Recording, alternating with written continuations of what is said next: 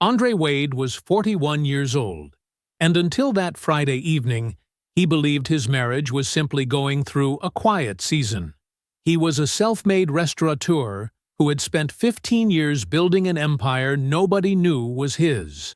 No press releases, no public records, no fanfare. Just discipline, patience, and a five-star restaurant in the heart of the city that bore his fingerprints on everything except the paperwork. That night, his floor manager pulled him aside before he could reach the kitchen. His wife was seated at table 41, in a red dress he had never seen before, across from a man who had ordered the tasting menu, ordered the wine pairing, and was touching her hand like he had already won something. Andre stood at that security monitor for exactly 4 minutes. Then he straightened his jacket and walked onto his own dining room floor. What he did next would cost them both everything they thought they had secured. But neither of them saw it coming. Before we jump into the story, comment where in the world you are watching from and subscribe, because tomorrow's story is one you need to hear. The commissary kitchen smelled like roasted garlic and clean steel. Andre Wade moved through it the way he moved through everything, unhurried, precise, his eyes catching details that other people missed. A prep container stacked at the wrong angle, a cooler door that wasn't quite sealed, a new hire who had trimmed the herbs correctly but left the stems too long. He said nothing about that last one. He just picked up a stem, held it next to the correct length, set it down beside the kid's cutting board, and moved on. The kid would figure it out. That was how Andre taught. Not with speeches, with presence. The kitchen was 3,000 square feet of organized hustle, 6 prep stations, 2 walk-in coolers, a blast chiller that had cost more than his first car, and a loading dock that took in deliveries 6 mornings a week. This was where the real work happened. Not at Verse, with its low lighting and $40 plates. Here, in this loud, fluorescent room that smelled like real food and real labor. He had built it from nothing, not from a loan his parents co-signed, not from a trust fund or an inheritance, from 15 years of double shifts, saved wages, and decisions that kept him up at night until they didn't anymore. A framed photo hung near the back office door. His grandmother Gwen's kitchen, small, yellow-walled, a cast-iron skillet hanging above the stove. He had taken the photo himself years ago on a disposable camera. It was the first thing he'd hung when he opened this place. Every morning it reminded him where cooking actually came from. He settled at the desk in his back office and pulled up the invoice stack. Thursday nights were for numbers. He went through them the same way he prepped a plate, methodically, looking for anything that was off. A produce supplier had bumped their delivery fee by 4% without notice. He flagged it. He would call them in the morning, calmly, and they would reverse it. They always did. People who did business with Andre Wade tended to stay in line, not because he was loud about it, but because he paid on time, treated their drivers with respect, and they knew he was paying attention. His operations manager, a tall woman named Priya, knocked on the open door. Inventory counts done. We're good on dry storage. Protein order for the weekend catering job is confirmed. University or hospital? Andre asked without looking up. University. The alumni dinner. He nodded. Make sure the dietary restriction list goes to Marcus tonight, not tomorrow morning. He needs the full window to prep. Already sent. Good. She left. He went back to the invoices. This was his empire, not a loud one. Not the kind that put his face on billboards or got him quoted in business magazines under his full name. By design, Andre Wade appeared almost nowhere on paper. The commissary operated under one LLC, Verse under another, Crestline Hospitality Group. The 3 commercial properties he owned were held in a family trust, with his brother Curtis listed as property manager. His grandmother had taught him that a long time ago, sitting in that yellow kitchen, stirring a pot of something that filled the whole house. Real power doesn't announce itself. He believed that completely. He had built his whole life around it. At 6:48 he picked up his phone and called Diane. It rang 4 times. "Hey!" Her voice was even, professional, almost, the way she answered work calls.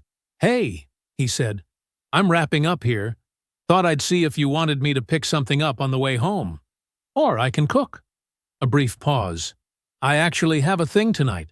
Late work function. Don't wait up." "What kind of function?"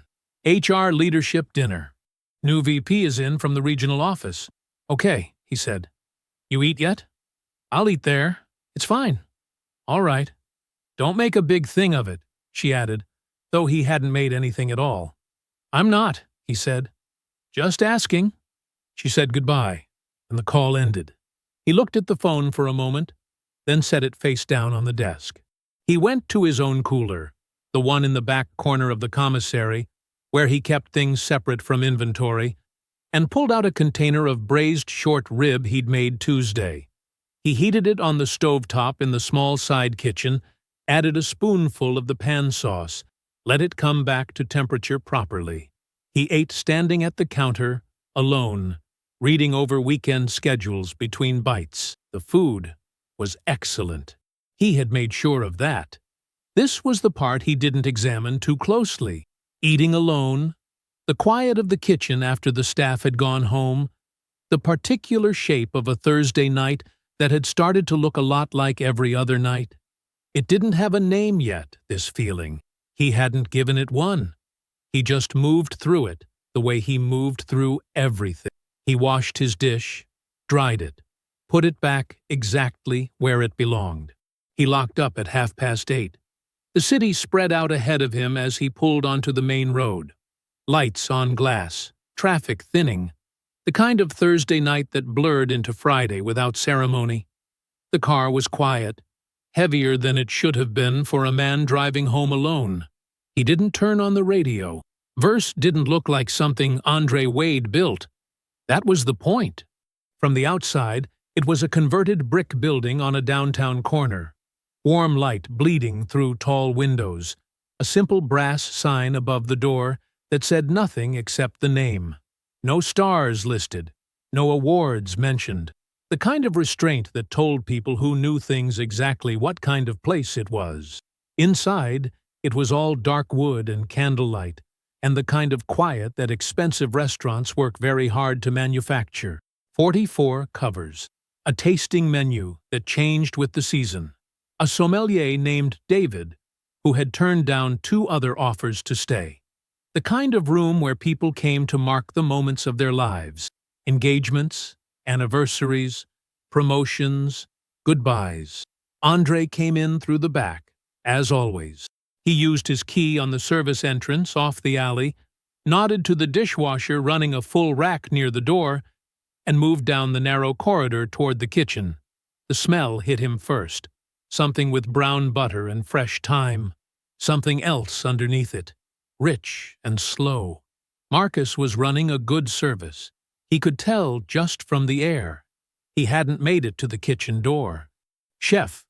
The voice belonged to Raymond, his floor manager, a precise, composed man who had worked for Andre for 6 years and rarely showed anything on his face that wasn't meant to be there. But tonight, his face was doing something uncomfortable, something that sat between apology and dread. Andre stopped. "What is it?" Raymond didn't look away, which Andre respected. "Your wife is here." Front of house. A brief pause. Table 41. The corridor was quiet except for the distant rhythm of the kitchen. Andre didn't move. He didn't say anything. He just stood there for one full breath, absorbing it. "She came in about 40 minutes ago," Raymond said, keeping his voice low and level. "I didn't know whether to call you or—" "You did right," Andre said. His voice was steady. "Show me the monitor." The security monitor was mounted in the small alcove off the main kitchen. A 4-panel screen fed by cameras covering the dining room, bar, entry, and back corridor. Andre had insisted on it 3 years ago after a liability incident near the bar. At the time, Nadine had told him it was a smart move. He hadn't known how right she was. He found Diane on panel 2. She was at table 41, a corner two top near the window, the best seat in the room, the one Raymond reserved for guests who either called ahead or clearly knew what they were about. She was wearing a red dress, not the kind of red that was dark or safe. A real red, bright and deliberate, with a neckline that wasn't anything she would have worn to a work function. He had never seen that dress before. Across from her sat a man Andre didn't recognize. He was somewhere in his mid-40s, broad-shouldered, wearing a suit that fit the way money fits, not tailored to show off, tailored to confirm. He had the ease of a man who had been comfortable in rooms like this his whole life. He was currently doing the thing with the sommelier. The performance of it, the slight lean back, the finger tracing the wine list, the gesture of a man who wanted his companion to notice how naturally he moved through expensive spaces. Diane was watching him with a small smile, the kind she used when she was genuinely pleased. Scott said something. She laughed. He reached across the table and rested his hand over hers. Andre watched the monitor. He counted the seconds without meaning to. 1 minute passed, then 2. By the 3rd minute, he had seen enough to understand the full shape of what he was looking at. This was not new. The ease between them, the particular comfort of two people who had been comfortable together for a long time, wasn't something you built over weeks. You could see the history in it, the way she tilted her head when he spoke, the way he touched her hand without thinking about it, the way you only touch someone when you've stopped being careful. 4 minutes. He stepped back from the monitor. Raymond. His voice was the same as it always was. That was the thing Raymond would remember later, that it didn't change at all. Comp their first course. Full VIP protocol. Tell the floor captain table 41 gets whatever they want. He straightened his jacket. A small motion, precise, like a man setting a plate before it goes to the dining room. No bill presented until I authorize it personally. Raymond nodded once. Understood. Andre moved out of the alcove. He passed the line without stopping, moved through the swing door, and stepped into the warm, low light of the dining room. The floor was full. The room was doing what it was built to do, holding people inside a version of the evening that felt like more than an ordinary night. Candlelight caught the edges of wine glasses. Silverware clicked softly against plates. Someone near the bar was laughing at exactly the right volume. Andre crossed the floor unhurried, his hands loose at his sides. He stopped at table 41. Diane looked up. The color left her face so fast it was almost like watching something physical, like a tide going out all at once. Scott Pritchard was mid-sentence when Andre stopped at the table. He had been saying something to Diane, leaning forward, making a point with his hands the way men do when they want to look passionate about something. But the words died when he registered the figure standing at the edge of their table. He looked up. Then he sat back slowly, the way a man does when he's recalibrating. Diane hadn't moved. She looked like she'd forgotten how. Andre smiled. It was warm and unhurried, and reached his eyes without any effort at all. Diane. His voice was easy, conversational. The voice of a man who had just spotted a familiar face across a restaurant. Nothing more, nothing less. I didn't know you were coming in tonight. She opened her mouth. Nothing came out. Andre had already turned to Scott, his right hand extended. Andre Wade. A clean, firm handshake. I own this restaurant. Something moved behind Scott's eyes. A fast recalculation. He covered it quickly. Andre gave him credit for that, and matched the handshake with a smile that landed about a half-second late. Scott Pritchard. His voice was smooth, practiced. The voice of a man used to being the most confident person in a room. Hell of a place you have here. Thank you, Andre said. Simple. No addition. He pulled out the empty chair at the side of the table, not Diane's chair, not Scott's, the neutral one, and sat at its edge with the relaxed posture of a man checking in on a table he cared about. Just a host, just the owner making his rounds. How's the service been tonight? Raymond taking care of you? Absolutely, Scott said. He was finding his footing now, leaning into the charm that was clearly his most reliable tool. First course was incredible. We were just saying, the scallops, right? The scallop dish? Brown butter, cauliflower, a little cured roe, Andre said. Marcus has been dialing that one in for 3 weeks. It shows. Scott nodded. The picture of a man at ease. You've got something really special here, man. I appreciate that. Diane had still not said a single word. Her hands were in her lap. She was watching Andre the way you watch something you can't fully predict. Carefully, waiting. Andre didn't look at her the way she expected. He looked at her the way he would look at any guest. Pleasant, attentive, completely unreadable.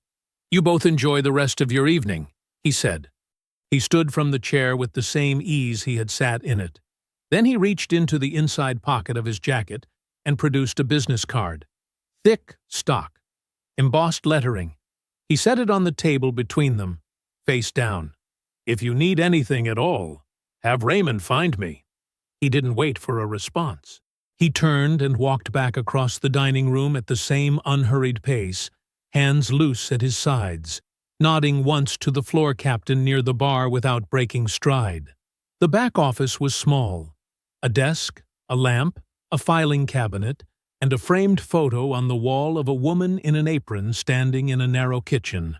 Gwen Wade, 30 years younger, laughing at something just off camera. Andre closed the door behind him. He stood in the middle of the room for a long moment. Then he pulled out the chair and sat down. The adrenaline was breaking. He could feel it, the slow, heavy crash of it, moving through his chest like cold water, filling a space that had just been emptied out. His hands were on the desk, and they were perfectly still. But something behind his ribs was not still at all. It was the red dress. It was the way Scott's hand had covered hers. It was 3 years of work functions and long nights and dinners he had eaten alone without pressing her, because he had respected her, because he was the kind of man who gave people room. He breathed in. He breathed out. He picked up his phone. Curtis answered on the second ring. Hey, I need you available this weekend. Andre kept his voice level. Don't ask questions yet. A pause. Okay, Curtis said. Just that. He knew his brother well enough to know when to wait. Andre hung up. He scrolled to the next name and called Nadine. She answered the way she always did. Direct. No preamble. Pull up the full asset inventory, Andre said. All of it. I want to know exactly where everything stands. Legally. Every LLC, every trust, every account. A brief silence. When Nadine spoke, her voice was the same steady instrument it always was. I'll have it ready. Thank you. He ended the call and sat for a moment longer in the small office with his grandmother's photo on the wall, the faint sounds of the kitchen pressing through the door, the low percussion of a Friday service running clean and well. Then he stood, straightened his jacket, and walked out. The house was dark when he pulled in. He moved through it without turning on lights, undressed quietly in the bathroom, and got into bed. He was on his side, facing the window, when he heard Diane's key in the door 40 minutes later. Her footsteps on the stairs, the soft sound of her getting ready for bed in the bathroom down the hall. She came in. She got into her side without a word. He said nothing. The room was dark and completely silent. Andre lay still, eyes open, and began to think. Diane was gone before 7. Andre heard her. He'd been awake since 5, lying still in the gray morning quiet, listening to the house breathe. He heard her alarm, heard the muffled sounds of her moving through the bathroom, her closet, the hallway. The front door opened and closed with a soft, careful click. The click of someone trying not to disturb anything. He waited 10 more minutes. Then he got up. The coffee maker gurgled and hissed, while Andre stood at the kitchen window in an old sweatshirt and sweatpants, watching a neighbor walk a dog down the empty street below. The sky was the flat, pale gray of early November. Nothing dramatic, just cold light coming in slow. He poured his cup. He sat down at the kitchen table. He opened his laptop. He did not feel frantic. He did not feel the jagged, erratic energy of a man acting from pain. What he felt was quieter than that, and colder. It was the feeling he got when a kitchen was producing wrong, and he had to find the problem before the dinner service started. Methodical, focused, emotionally still. He started with what he knew. He opened their shared email account, a household account they'd set up years ago for utilities and joint subscriptions. He wasn't looking for anything specific. He was just looking. The way a builder looks at a wall before he decides whether to trust it. He almost missed it. Buried under 3 years of promotional emails and subscription confirmations was a forwarded receipt, a hotel loyalty program, a welcome message from the rewards account, sent to this address by mistake, probably when Diane was setting it up on her phone and hit the wrong saved address. She must have deleted it from her side. She had not known he could still see it on his. He clicked it open. The account was in her name alone. Applied for 38 months ago. The welcome email listed a membership number and a customer service link. Andre wrote down the membership number on the notepad beside his laptop. Then he opened the hotel chain's website. He couldn't access her account directly. He didn't need to. What he needed was already in front of him. He pulled up his own calendar, 3 years of it. Work trips Diane had taken, conferences she had mentioned, nights she had stayed late and then stayed later. He had the dates because he was the kind of man who paid attention to his schedule, and their schedules had been shared in a joint calendar app since their 2nd year of marriage. He started cross-referencing. October, 3 years ago. Diane at an HR leadership conference in Atlanta. 4 nights. Andre remembered because he'd offered to drive her to the airport, and she'd said her colleague was picking her up. He searched the hotel name from the rewards welcome email against that same October. The chain had a property in Atlanta. He found the address and pulled up the hotel's website, then navigated to a third-party travel site that showed customer photos and confirmed the property. He sat back. The HR conference that October had been held at a convention center on the north side of the city. He found the conference program archived online. The host hotel, the hotel where her company had blocked rooms, was a Marriott on Peachtree.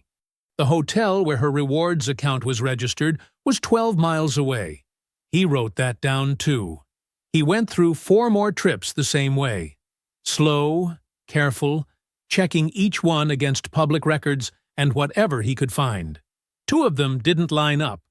1 barely did. The 4th one, a supposed weekend conference in Charlotte 14 months ago, showed no record of any HR conference of that kind in Charlotte that entire month. He checked 3 different sources. He picked up his phone and called Curtis. Curtis answered on the first ring this time. "Talk to me." 18 months ago, Andre said. "The mixed-use building on Carver. You told me once you saw a woman there you didn't recognize. Black woman, late 30s, professional. You mentioned it because she knew the access code to the 2nd floor. A pause. He could hear Curtis pulling the memory up. "Yeah," Curtis said slowly. "Yeah, I remember that. I figured she was one of the tenant's guests or something. I meant to mention it to you, and then I forgot." "Why?" Andre said. "What was she wearing?" "What?" "Humor me." Another pause. "Some kind of coat. Dark. Nice coat. Heels." Curtis's voice shifted. "Andre, what's going on?" "She'd never been to that building," Andre said, according to her. The silence on the other end of the line was not long, but it landed heavy. "How long?" Curtis asked. His voice had dropped. 3 years. Andre looked at the notepad in front of him. The dates, the hotel names, the gaps where her explanations should have been and weren't. "It's not a mistake, Curtis. It's not something that happened and got out of hand. She built something. She ran it parallel to this whole life for 3 years, and she managed it the way she manages everything, carefully. Curtis said nothing for a moment. When he spoke, his voice was tight and low. "Tell me what you need." "Not yet," Andre said. "I'll call you tomorrow." He hung up. He sat in the quiet kitchen for a long time, his coffee going cold beside the laptop, the notepad full of dates and numbers that told a story no one had given him permission to know. Then he closed the laptop. He picked up his phone and called Nadine. "Sunday," he said when she answered. "Can you meet?" "Name the time," she said. Nadine's office was on the 14th floor of a building downtown that had clean lines and no wasted space, exactly like the woman who worked in it. Andre arrived at 2 in the afternoon. The receptionist showed him back without asking his name. Nadine was already at her conference table when he walked in. 4 folders laid out in a row. A yellow legal pad with her handwriting down the left margin. A second cup of coffee beside the one she was drinking. Black, no sugar, because she had known him long enough to know how he took it. "Sit," she said. He sat. She did not ask him how he was doing. He appreciated that. "I started pulling the full inventory Friday night," she said, opening the first folder. "All 4 LLCs, the family holding company, both trusts. Everything is where it should be. Nothing has been touched." She slid the first sheet toward him, a clean summary. Asset columns on the left, legal structures on the right. The commissary kitchen. Verse. The 3 commercial properties, including the one on Carver. The catering contracts. All of it sits behind walls Diane's attorney will have to work very hard to see through, and only if they know what they're looking for. Andre looked at the sheet. He nodded. "Now," Nadine said. She folded her hands on the table. "I need to tell you something else." He looked up. She held his gaze. 6 months ago, Diane consulted a divorce attorney, Lawrence Briggs, family law, downtown. He's competent, but not exceptional. She paused. "I have a contact in the legal community. The information came through professional channels, and it's verifiable." She sat down with Briggs in late April. She went alone. The kitchen window that morning, the cold gray sky, the coffee going cold beside his laptop. Andre had thought he was running down the timeline of an affair. He had not fully accounted for the possibility that the timeline had a different destination. He sat with it. 6 months, he said. Yes. He looked at the legal pad in front of her. She knew I was leveraging the Hartwell and DeKalb properties to acquire the Meridian building. I told her that in February. Nadine nodded slowly. From where she was sitting, from what she could see of your finances, leveraging 2 properties at once would look like overextension. It would look like you were stretched. She was waiting for that window, Andre said. That's my read, Nadine said. She wasn't planning to leave in a crisis. She was waiting for a moment when she believed you were most exposed, when a divorce settlement would catch you off balance. She let that land without decoration. She was going to initiate, on her timeline, when she thought your hands were full. The room was quiet. Outside, 14 floors down, the city moved at its regular pace. Cars and foot traffic, and the low, constant sound of a place that did not pause for anyone's private reckoning. Andre thought about February. He had told Diane about the Meridian acquisition over dinner. He remembered the dinner clearly now. She had asked a few questions, more than usual, and he had been glad for the interest. He had thought she was engaging with his work. He had been grateful. He picked up his coffee cup. He set it down, without drinking. Okay, he said. He called Curtis from the parking garage before he started the car. He laid it out clean and factual, the way he'd laid out the hotel records that morning. The attorney consultation, the timeline, the February conversation about the Meridian acquisition, and what Diane had done with that information. Curtis was quiet through all of it. Then he was not quiet. 3 years. His voice came through the phone like something with pressure behind it. She's sitting with Briggs in April. She's walking through your building on Carver. She's running a whole second life. And she's just waiting for you to be—" He stopped, started again. "Andre, what she did. I want to—" "No," Andre said. "I'm just saying—" "Curtis." Andre's voice was even, not cold, just flat and certain, the way a wall is certain. No noise, not yet. A long exhale on the other end. Then, "Okay. Tomorrow," Andre said. "We meet with Nadine together, all three of us. I'll explain everything then." He hung up. He sat in the dim concrete quiet of the parking garage for a moment. Then he started the car. Gwen lived 20 minutes away, in the same house she had lived in for 31 years. The porch light was already on when Andre pulled up, even though it was barely 5 o'clock. She always kept the porch light on. She opened the door before he knocked. She looked at his face. She did not say anything about what she saw there. She just stepped back and let him in. The house smelled like it always smelled. Something warm, something with onion in it, the particular wood and fabric smell of a home that had been cared for a long time. She put the kettle on without asking. He sat at her kitchen table. The same table, the same chairs. The same window above the sink that looked out on the narrow backyard with the garden she kept through spring and summer. She brought the tea. She sat across from him. He didn't tell her everything. He told her enough. She listened without interrupting, her hands folded around her own cup, her eyes steady on his face the whole time. When he finished, the kitchen was quiet. Gwen looked at him for a long moment. "Whatever it is," she said, "don't let it make you small." Her voice was unhurried, certain. "You were never built for small." Andre looked at his cup. He sat with that for a long time. The folders from Saturday were still on the conference table. Nadine had added more overnight. Andre counted 6 stacks before he sat down. Curtis pulled out the chair beside him, dropped his jacket over the back, and looked at the spread, the way a man looks at something that is bigger than he expected it to be. "All of this is his?" Curtis said. "All of this is his," Nadine said. She was already standing at the head of the table, legal pad in hand. She did not say it with pride or drama. She said it the way you state the weather. Curtis looked at Andre. Andre said nothing. He turned over the top page of the nearest folder and began to read. Nadine walked them through it methodically, starting from the outside and working in. The outermost layer was the simplest, verse, publicly operated by Crestline Hospitality Group LLC. Andre's name appeared nowhere on any public-facing document. His role was listed internally as silent partner and culinary consultant, identified only by initials on operational paperwork. Diane knew he had a financial interest in a restaurant.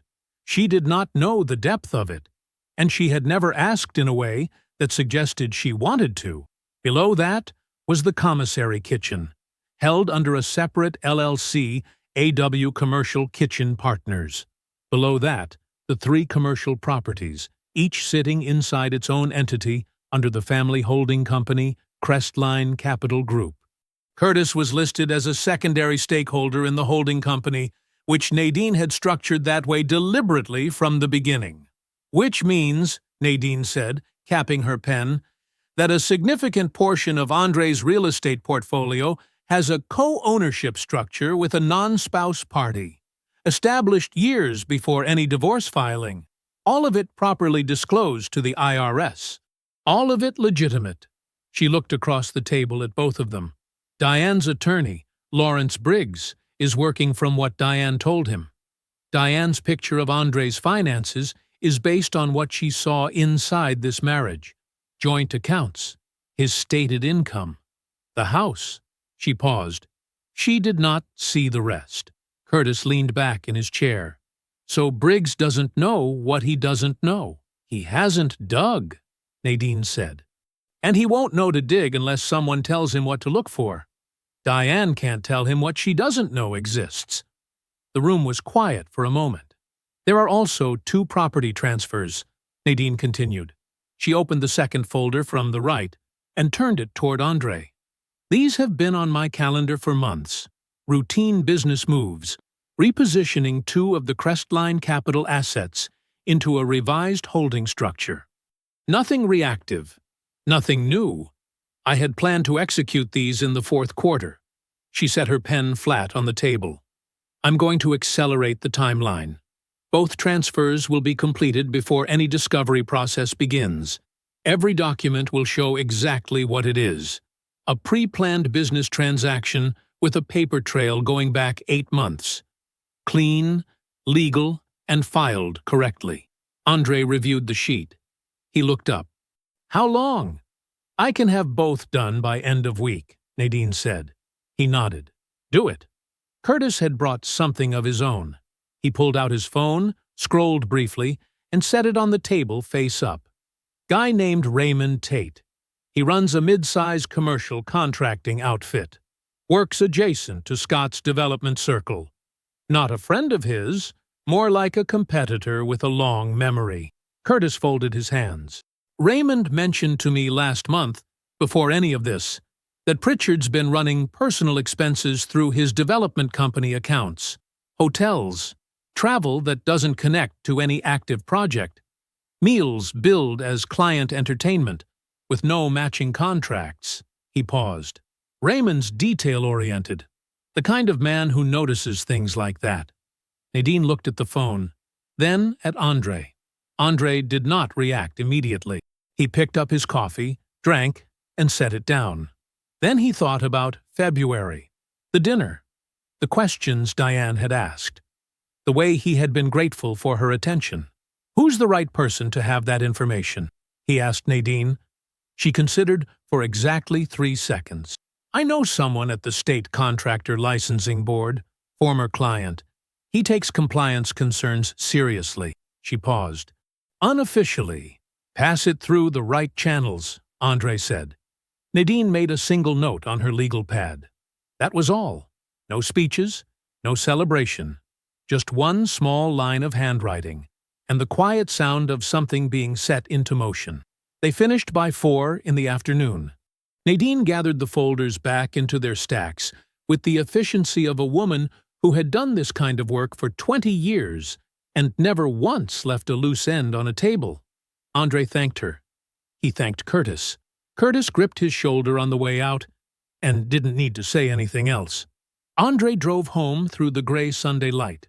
He made a simple meal. Nothing elaborate, just rice and braised chicken the way Gwen had taught him. The kind of cooking that required attention, but not effort. He ate at the kitchen table. He washed his dish. He went to bed before 9 o'clock. And when sleep came, it came easily, and it stayed until morning. The coffee was already made when Diane came downstairs. Andre was dressed. Dark slacks, pressed shirt, jacket folded neatly over the back of his chair. He had been sitting at the kitchen table for 20 minutes with his hands wrapped around his mug, listening to the house, the heat clicking through the vents, a car passing outside, the particular quiet of a Tuesday morning that had no idea what it was carrying. He heard her on the stairs, heard her pause, just briefly, at the bottom. The way you pause when something in a room feels different before you can name what it is. She came in wearing her robe, hair still down. She glanced at him. He looked up and gave her the same small nod he had given her 1,000 Tuesday mornings before this one. "Morning?" he said. "Morning," she said. He stood, poured a second mug, and set it on the table across from his. She sat down. She reached for the mug with both hands. That was when he slid the envelope across the table. It moved maybe 18 inches, stopped right in front of her coffee. Diane looked at it. She looked at his face. Andre sat back down. "Nadine filed this morning," he said. "On my behalf." The silence lasted about 4 seconds. Then Diane set her mug down carefully, the way a person sets something down when they are trying to slow their own pulse. She looked at the envelope again. She did not touch it. "Andre." Her voice was measured, controlled, the voice she used in professional settings when something had gone sideways and she needed to redirect. "This doesn't. We don't have to do this like this." He didn't answer. "We have 12 years," she said. "You don't make a decision like this without even talking to me. That's not who you are." "It's filed," he said. "Not cold, not sharp, just true." She shifted. He could see her recalibrating, cycling through her options the way he had watched her do in arguments over the years, trying each door until she found one that opened. "I have an attorney, too," she said. "Whatever Nadine told you, there are two sides to the finances in this marriage, and Lawrence's office can contact Nadine's office," Andre said. "That's the process." Her jaw tightened. "You're being rigid," she said. "You're hurt, and I understand that. But making decisions out of hurt is—" "I'm not hurt right now, Diane." He said it simply. "I'm organized." She looked at him for a long moment. Something moved across her face. Not guilt, not quite. More like the specific frustration of a person who has prepared for one version of a conversation and arrived to find a completely different one waiting. She tried the third door. "Can we please just sit down together? Without the attorneys, without the paperwork." Her voice softened. The professional edge came down. "Just us, like two people who know each other." He let her finish. "All communication goes through Nadine's office," he said. "That's not a negotiation. That's just how it's going to work. Andre, you can stay in the house through the process." He folded his hands on the table. "I have other arrangements. Take whatever time you need to get settled." Diane stared at him. Her mouth opened slightly, then closed. He stood. He picked up his jacket from the back of the chair and pulled it on. He looked at her one last time. Not with anger, not with coldness. With the steady, clear eyes of a man who has already done his grieving in private, and arrived this morning at something that looked a lot like peace. "Enjoy your coffee," he said. He picked up his keys from the counter and walked out. She didn't move for a long time after the front door closed. She sat there in her robe, both hands around the mug, the envelope sitting in front of her where he'd placed it. She could hear his car back out of the driveway. She could hear it fade down the street. She had a plan. She had always had a plan. The timing, the sequence. She had mapped it out over months, adjusted it, refined it.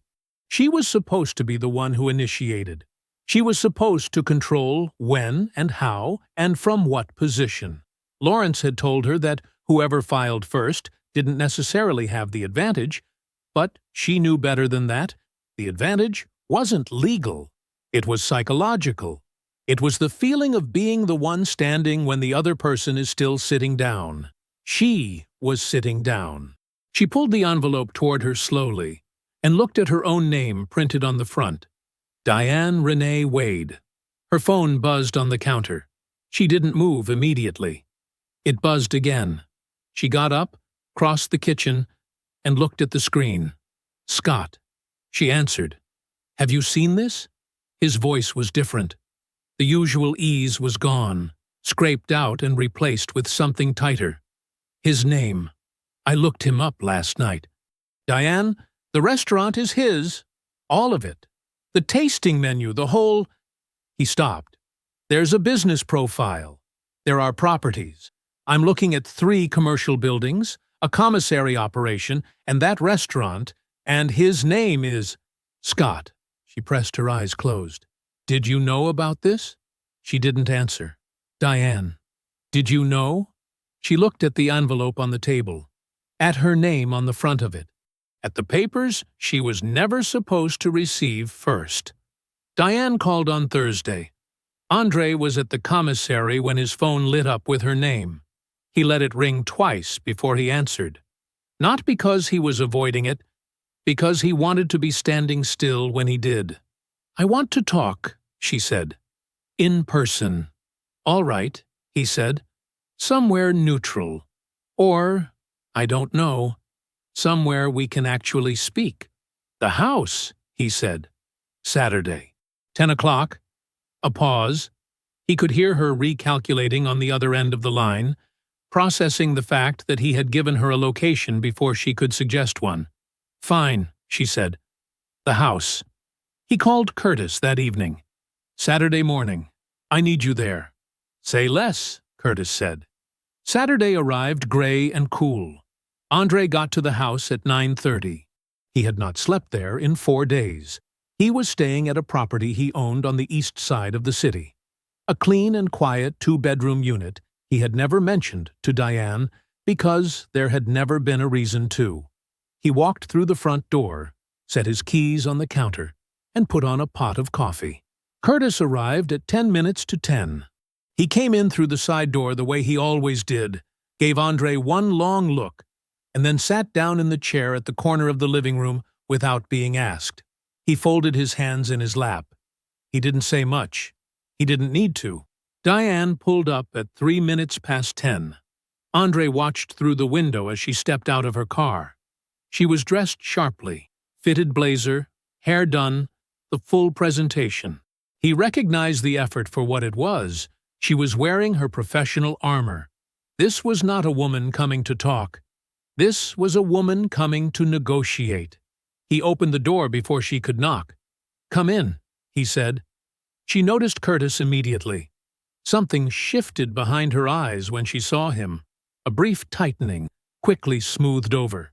She offered a small, polite nod in Curtis's direction. Curtis looked back at her with an expression that was perfectly, deliberately blank.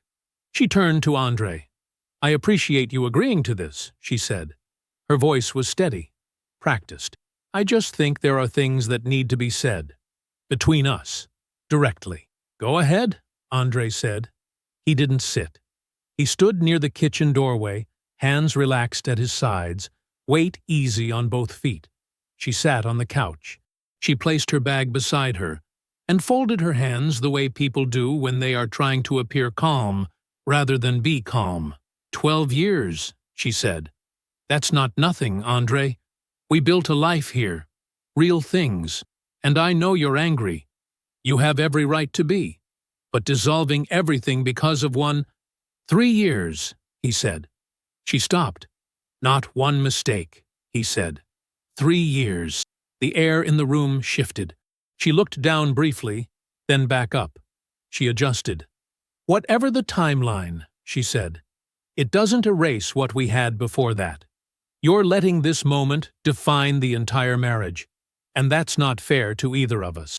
He said nothing. He just waited. She shifted forward slightly on the couch. Her voice dropped into something more personal, more intimate, the armor trading itself in for something softer. "We were good together," she said. "For a long time. We were really good. You know that. And what happened? It wasn't about you not being enough. You were always. You worked so hard. And I saw that. I see that. I just got lost somewhere. People get lost." Andre's face was still. "People also find their way back," she added. "I'm not interested in that conversation," he said. Her jaw moved. She smoothed her blazer and tried the third door, the one he had already seen her go through on Tuesday. "You're overreacting to this." The softness was gone now. Her voice was back to its professional register, but with something new under it, something close to irritation. "I know what this looks like. I know how you're framing it. But you're making a permanent decision over something that doesn't have to be permanent. And honestly, Andre, the way you're handling this, the papers, the attorney, all of this, is making it worse than it has to be. Nadine's office is available Monday through Friday," he said. Her mouth pressed into a line. Then she shifted her weight. Something changed in how she was sitting. It wasn't defeat. It was recalculation. She was reaching for something she had probably been holding in reserve since she walked through the door. She looked at him carefully. "You have a very complicated business structure," she said. "LLCs, property transfers, accounts Lawrence is still trying to trace." She let that sit for a moment. "There are things in how you've arranged your finances that could look a certain way to the wrong person. Things that could complicate the proceedings significantly." The room was quiet. Andre looked at her. "Be specific," he said. She held his gaze. "Which accounts?" he said. "Which transfers? Which filings? Be specific, Diane." The silence stretched. She opened her mouth. Nothing came out, because she didn't have the specific. She had the shape of a threat, the outline of it, the suggestion, but the inside was hollow. Lawrence had told her the structure was complicated. She had taken complicated and tried to build a weapon out of it, but she didn't actually know what she was holding. And now, watching Andre's face, completely still, completely unafraid, waiting with all the patience in the world, she knew that he knew that too. The threat dissolved. Right there in the living room, in real time, in front of both of them. Andre nodded slowly. "The divorce proceeds," he said. "The house goes into a structured settlement. Nadine has already outlined the terms. Lawrence will have them by end of next week." He paused. "There's nothing left to negotiate in this room." Diane stood. She picked up her bag from the couch. She smoothed her blazer one more time, though it didn't need it. She looked at Andre with an expression that had cycled all the way through its options and arrived somewhere hollow. She didn't say anything else. She walked to the front door and let herself out. Curtis didn't move until her car started. He stood up from the corner chair, crossed to the window, and watched her reverse out of the driveway. He watched her car reach the end of the block and turn. He watched until it was gone. Then he turned and looked at Andre. Andre just nodded and went inside. Scott's message came through Nadine's office on Monday. He hadn't called Andre directly. He didn't have the number. He had gone through the Verse website, found the general contact form, and left a message marked "Personal" for Mr. Wade. Nadine forwarded it to Andre with a single line of her own beneath it. "Your call. I'd advise once, public, brief." Andre read it at the commissary over lunch. He set his phone face down on the desk. He ate his food. Then he picked it back up and typed out a response through Nadine. Verse. Thursday. Noon. Thursday came in cool and bright. The city looked clean through the tall windows of the dining room, the kind of November light that made everything sharp and a little cold at the same time. Andre arrived at 11:30. He came in through the back, same as always.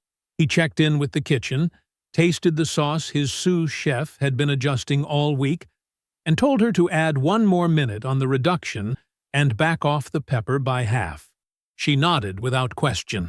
He moved through the pass, spoke briefly with his floor captain, a steady young man named Reggie, who had been with Verse for 3 years, and then settled at his preferred window table in the front corner of the dining room. The table had a clean linen, a small vase with a single white stem, and a clear view of the entire room. Reggie brought him coffee without being asked.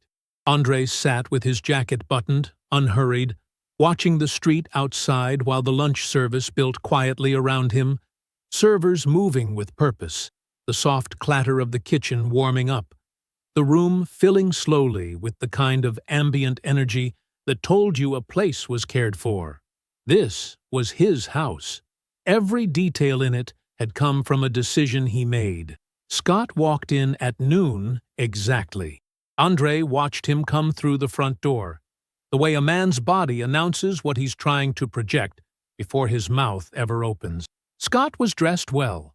Dark blazer, open collar, the casual confidence of a man who had spent his whole life arriving at rooms and being received warmly. He scanned the dining room in one smooth motion, found Andre at the window, and crossed toward him with a measured stride and an easy expression. He was performing relaxed. Andre clocked it immediately. "Andre." Scott extended his hand when he reached the table. "Thanks for making time." Andre shook it. "Sit down."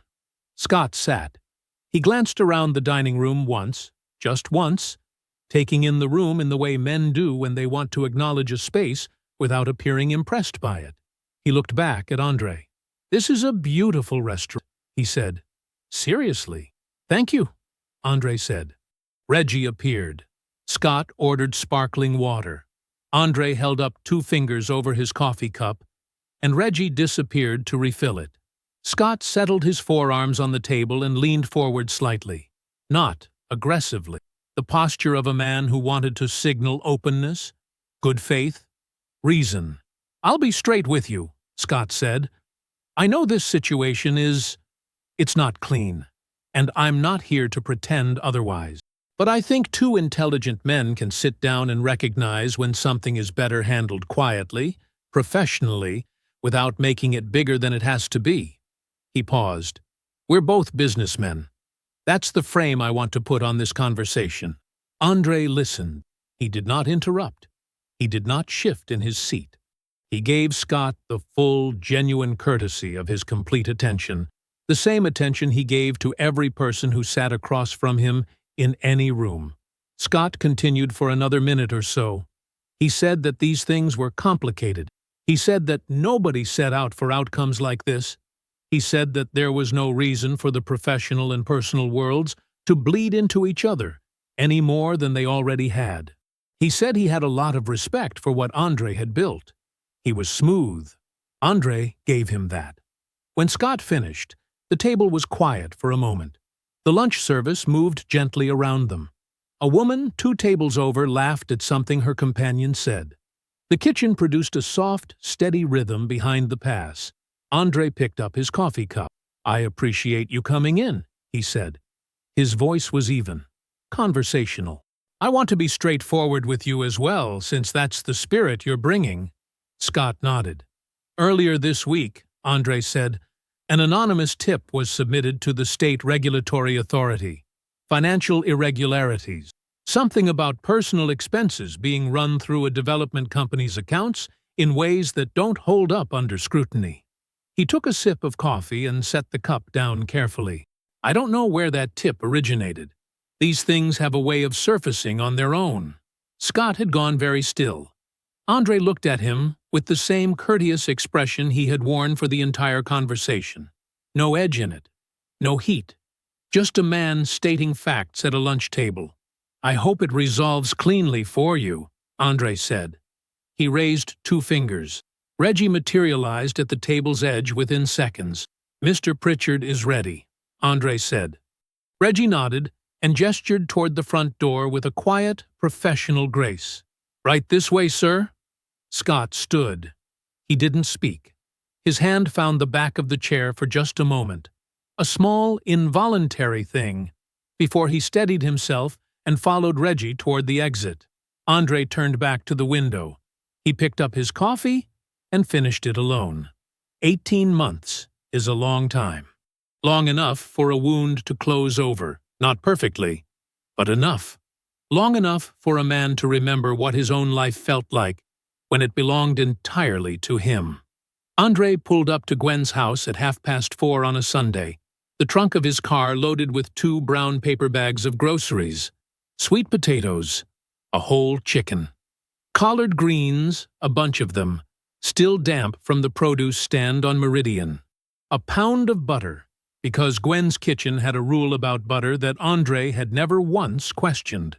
Curtis's truck was already in the driveway, parked at the same slight angle it had been parked at for the last 30 years. Andre carried both bags up the porch steps and didn't bother knocking. The smell hit him the moment he opened the door. Onions in a hot pan. Something sweet underneath it. Gwen had already started without them, which she always did, because waiting on other people's schedules was not something she had ever found interesting. Both bags on the counter, she called from the kitchen without turning around. Yes, ma'am. Curtis was at the kitchen table with his elbows on the wood and a glass of sweet tea in his hand, watching Gwen work with the easy satisfaction of a man who knew he was exactly where he was supposed to be. He looked up at Andre. You're 4 minutes late. Traffic. She already started the onions. I can smell that. Gwen turned from the stove then, looked Andre over once from his shoes to his face, and nodded slightly, the way she had nodded at him since he was 7 years old, when he did something that met her standard. Put the greens in the sink, she said, and wash them twice. They ate at 6. The chicken had come out perfectly, the skin golden and tight, the greens soft and seasoned all the way through the way only Gwen could manage. Andre ate more than he had intended to. Curtis ate more than that. The conversation moved the way Sunday dinner conversation always moved at Gwen's table. Slowly, without pressure, covering things that mattered, and a few things that didn't. Andre told them about the third property. The acquisition had closed 6 weeks ago. A mixed-use building 2 blocks from the commissary, ground-floor commercial space, and 4 residential units above it. Nadine had been working the deal quietly for almost a year. When it finally closed, Andre had stood in the empty ground-floor space alone for a few minutes before calling anyone. Just stood there, listening to the silence of something new. Curtis already knew about the building, but he let Andre tell it anyway. Gwen listened with her fork resting on the edge of her plate. "And the restaurant?" she asked. "Verse was in National Table last month," Andre said. "Full feature, 4 pages. Curtis pointed his fork across the table. "4 pages. I framed it." "You did not frame it." "I framed it," Curtis said. "It's in my office, right next to the window." Gwen smiled at that, small and quick, the smile she reserved for things that genuinely pleased her. Andre told her about the culinary training program. He had spent 8 months building the structure for it.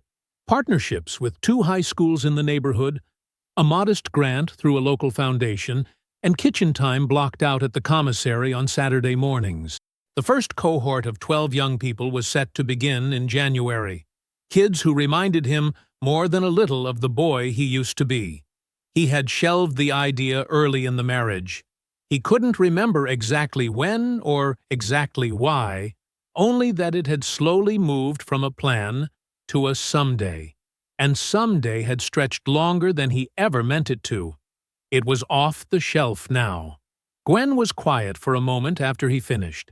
She looked at him across the table the way she had always looked at him, not with surprise, but with a careful confirmation, like she was checking something against a measurement she had carried for years. "You look like yourself again," she said. It was 7 words. She didn't elaborate. She didn't need to. Andre held that for a moment. He thought about everything the last 18 months had contained. Nadine's steady work, the settlement that landed nothing close to what Diane had calculated, the quiet erosion of Diane's professional standing in circles where her judgment used to be currency. Nobody had done that to her.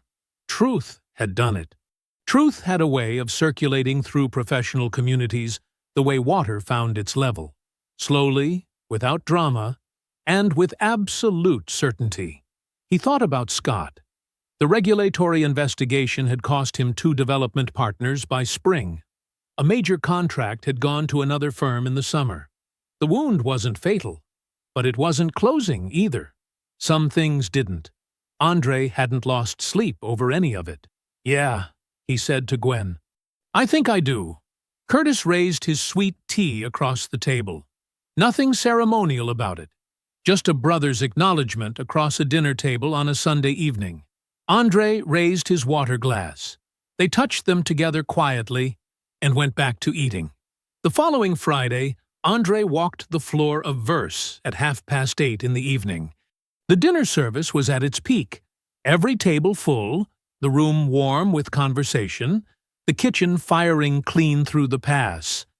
He moved through the space without interrupting it, nodding to Reggie, pausing briefly at the bar, exchanging a few words with a regular who had been coming in since the first year. He ended up at the window table in the front corner. He stood there for a moment and looked out at the city. The November light was gone. It was darker now, colder, the street outside lit by headlights and the glow of other buildings. The city moved at its own pace, indifferent and constant. Andre thought about his grandmother's kitchen, the smell of it, the small window above the sink that looked out onto a yard that wasn't much of anything, and the way Gwen stood at that stove like she was the most anchored person on earth. The loudest dog in the yard never catches anything. He had heard that his whole life. He understood it now the way you only understand certain things after you've lived through exactly what they were preparing you for. Andre looked out at the city and smiled.